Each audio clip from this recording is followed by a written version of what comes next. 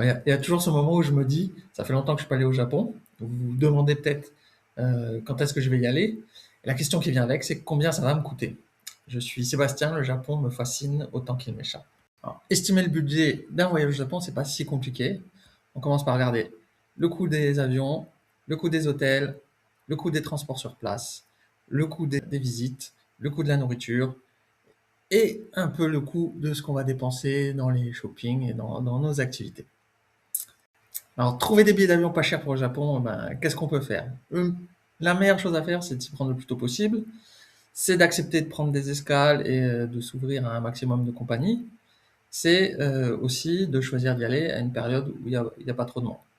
Et par exemple, si vous volez un mercredi, ben, en général, ça va moins coûter cher que de voler le dimanche. Alors voilà, une fourchette des prix pour les billets d'avion. Si vous trouvez à partir de 600-700 euros, bah, c'est vraiment pas cher. À partir de au-dessus de 1500, ça commence à coûter cher. Et donc, en moyenne, vous pouvez compter que ça va vous coûter 1100 euros. Bien sûr, ça en classe économie, hein. Si vous avez la chance de voyager en business, bon, bah, tant mieux pour vous. Voilà, on a les billets d'avion, on n'a plus qu'à trouver les hôtels. Bah, les hôtels, c'est pareil. Plus on s'y prend tôt, plus on va trouver de belles offres. Alors, les hôtels, ça va beaucoup dépendre de votre niveau de qualité, hein. Il y a des moyens pour avoir des hôtels vraiment pas chers. Par exemple, moi, je réservais des hôtels avec des chambres de type japonaise, où on dort sur tatami futon, et qu'on peut réserver pour, par exemple, 3-4 personnes, ce qui permet de diviser le prix d'une chambre par le nombre de personnes qui est dedans. Moi, j'ai beaucoup voyagé à 3 avec des amis, ou à 4. Bah, quand on prend une chambre à 100 euros, ça revient qu'à 35 euros par personne. Il y a les capsules hôtels aussi qui sont pas très chères, qui permettent souvent d'être bien localisés. Donc moi à Tokyo, je prends beaucoup de capsules hôtels, c'est dur d'avoir des hôtels bien situés dans Tokyo. Donc les capsules hôtels, c'est une bonne opportunité. Et avant, c'était plus pour les businessmen qui avaient trop bu et qui pouvaient pas rentrer chez eux, qui avaient raté le dernier train. Maintenant, ça devient beaucoup une solution pour les touristes et c'est une expérience. C'est quand même un peu assez cher, mais si vous allez vous en sortir peut-être 50-60 euros sur un capsule hôtel, là où vous allez payer 100 euros pour une chambre normale. Vous avez aussi tout ce qui est hôtel de jeunesse, les dortoirs donc, que vous allez partager. Ça, c'est une solution qui peut être très pratique. Voilà, une chambre bien confortable avec un lit européen, on va être bien, on va s'en sortir dans les alentours de 100 euros. Si on veut vraiment la chambre de luxe pour vivre un bel événement, dormir dans un très beau ryokan, avoir l'expérience complète, ça va aller vers les 200-250 euros. C'est bon, on a les hôtels, on a le billet d'avion, on a fait le plus dur, on a une très bonne estimation de combien ça va nous coûter, mais sur place, combien ça va nous coûter, combien coûte la vie. Alors ça, c'est super facile à estimer, ça prend quelques instants, il suffit d'aller sur ryokomonamour.com. Alors comme vous voyez, le plus cher, c'est les transports. Bon ça, il n'y a pas de surprise, hein. Les transports sont assez chers au Japon. Alors les transports locaux, les petits trains locaux, les bus en général sont pas très chers. Le Shinkansen revient quand même assez cher. Les trains Hokkaido sont assez chers, donc les trains à un peu longue distance sont assez chers. Une bonne alternative pour sortir de ces coûts-là, hein, ça peut être les bus de nuit. Donc, si vous prenez une nuit d'hôtel et que vous prenez un Shinkansen, par exemple, entre Tokyo et Kyoto, ça va vous coûter environ la nuit plus le train 150 euros. Si vous prenez juste un bus de nuit, bah, vous allez économiser les deux et le bus de nuit va vous coûter peut-être 50 euros. Donc voilà, une bonne façon d'économiser 100 euros, c'est ça. Quand j'ai passé 3 mois au Japon, j'ai fait 7 nuits dans des bus de nuit et ça m'a fait économiser facilement 500 euros. Donc bien réfléchir à son itinéraire, c'est quelque chose qui permet de minimiser les coûts des transports et d'améliorer l'expérience utilisateur, que ça soit sur l'ensemble de l'itinéraire ou sur une journée. Dans la vidéo sur le Kinkakuji, je vous expliquais que c'était bien d'éviter de prendre trop les bus parce que c'était désagréable et en plus ça vous évite de payer. Donc voilà, passer du temps dans une zone et faire beaucoup de choses à pied, ça améliore l'expérience, ça diminue les coûts. Ça c'est pour une journée, c'est pareil sur l'ensemble du séjour. Si vous passez votre temps à aller d'un endroit à un autre, ça vous revient assez cher. Alors bien sûr, vous allez me dire, vous avez le JR Pass. Le JR Pass, au fond, il est assez cher, donc c'est pas toujours rationnel d'acheter le JR Pass. Si vous voulez savoir si c'est rationnel d'acheter le JR Pass, vous avez Ryoko Mon Amour, c'est hyper rapide. Alors le deuxième poste de dépense sur place, c'est la nourriture. qui au fond ne coûte pas si cher que ça, hein, c'est vraiment un poste assez faible. C'est comme pour les hôtels, en fonction de vos goûts, vous allez payer plus ou moins cher, hein. Dans les fast-food, vous pouvez manger facilement pour 1000 yens, hein, pour 5 à 10 euros. Si vous voulez vous faire un peu plaisir, vous allez manger pour 3000 yens, une vingtaine d'euros. Et si vraiment vous voulez vous faire très plaisir, vous allez peut-être être entre 5 et 10 000 euros, entre 5 et 10 000 yens, hein, 30 et 60 euros, hein. Mais voilà, donc la nourriture se maîtrise. C'est vraiment pas un sujet qui doit vous stresser. Et encore moins le prix des visites, hein. Les visites sur place, le prix des temples sont vraiment peu chers. Ça va être vraiment anecdotique pour vous ce coup-là. Alors il y a un budget qui peut exploser un peu pour vous, hein, et ça ne dépend que de vous. C'est un peu les souvenirs, c'est qu'est-ce que vous avez décidé de ramener du Japon, qu'est-ce que vous allez faire en shopping. Alors il y a beaucoup de choses à acheter, il y a beaucoup de tentations au Japon. La première fois qu'on y va, on a envie de tout ramener chez soi. Moi, j'avais une valise pleine quand je suis rentré de mes 6 mois de stage. Maintenant, quand je reviens, j'ai acheté 2 petits omamori et puis un truc petit pour les enfants, quoi. Voilà. Donc, c'est pas chacun son rapport aux souvenirs. Je vous donne quand même quelques conseils pour que vos souvenirs ne reviennent pas trop cher. Il y a beaucoup de magasins de seconde main au Japon, donc les trade-off, les book-off, qui sont très sympas.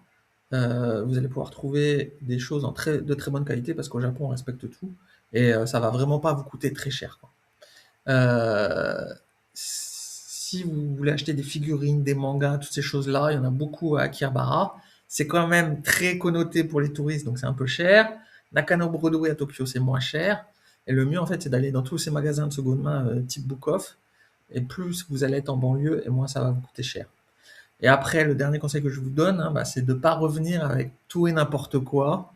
Voilà, parce que des fois, on se retrouve avec des choses comme ça, on ne sait plus où les accrocher, on ne sait plus quoi en faire. Donc, et voilà, ça c'est quand même sympa parce que on peut accrocher ces petits souvenirs. Je crois que celui-là il est du Kinkakuji. Et donc vous voyez les mémoires des temples que vous avez visités. Mais ça sert pas à grand chose.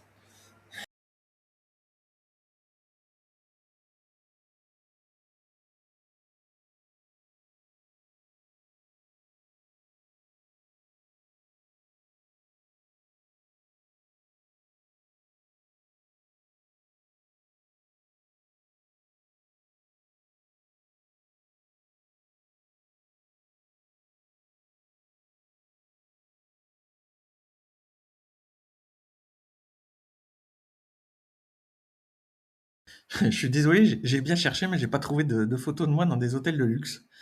Donc, je suis désolé. Si vous voulez remédier à ce problème-là, j'accepte vos dons pour m'aider à corriger ce problème.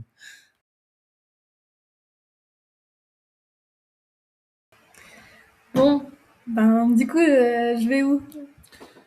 Là, tu commences par regarder les villes hein, qui t'intéressent, s'il y a des circuits qui t'intéressent. Hmm.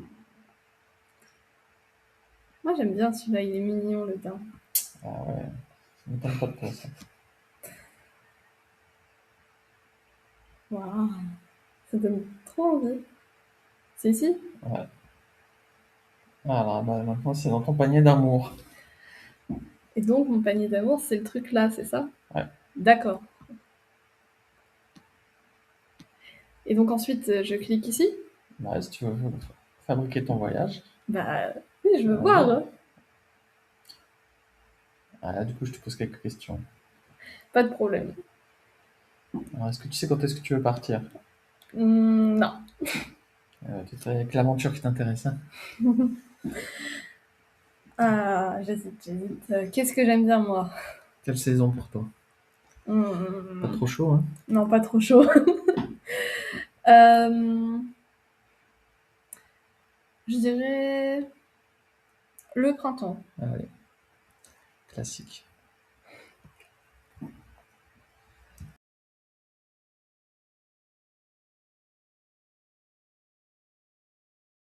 Et voilà. Et Et donc là, là, ça calcule, c'est ça? ouais, ça choisit tes villes.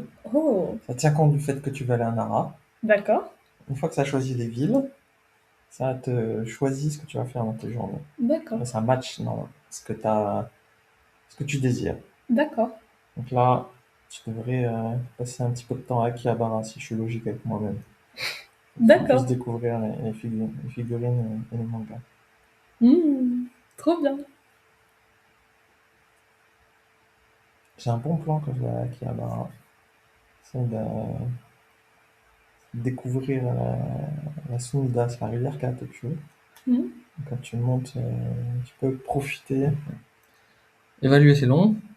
Choisir, c'est plus rapide. Qu'est-ce que ça fait ici? Bah là, ça a pris la main Mhm. et ça a créé le voyage pour toi.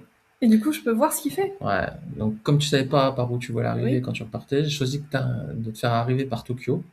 En général, les vols de nuit, ils arrivent à 19h sur Tokyo. D'accord. La première chose que tu fais, c'est que tu vas te coucher et c'est plus facile pour toi de gérer le décalage horaire. Si tu D'accord. arrives sur Osaka, c'est moins bien. Forcément, je t'ai mis Kyoto, parce que comme tu n'es jamais allé au Japon, il faut que tu découvres Kyoto.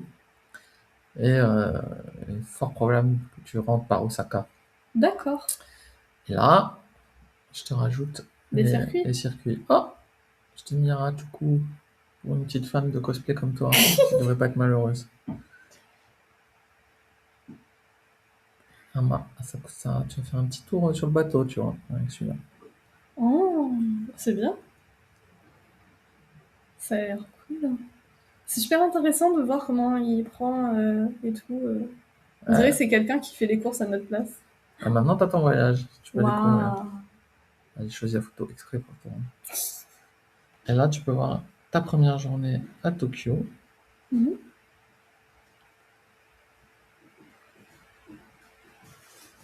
Deuxième journée à Tokyo. Tu vois un peu ce que tu vas manger aussi. J'essaye de te mettre des bons repas. D'accord. Bah, j'espère que ça t'a donné envie d'aller au Japon. Oh ouais, carrément. Ouais, tant mieux. Arigato gozaimashita. Ja mata ne.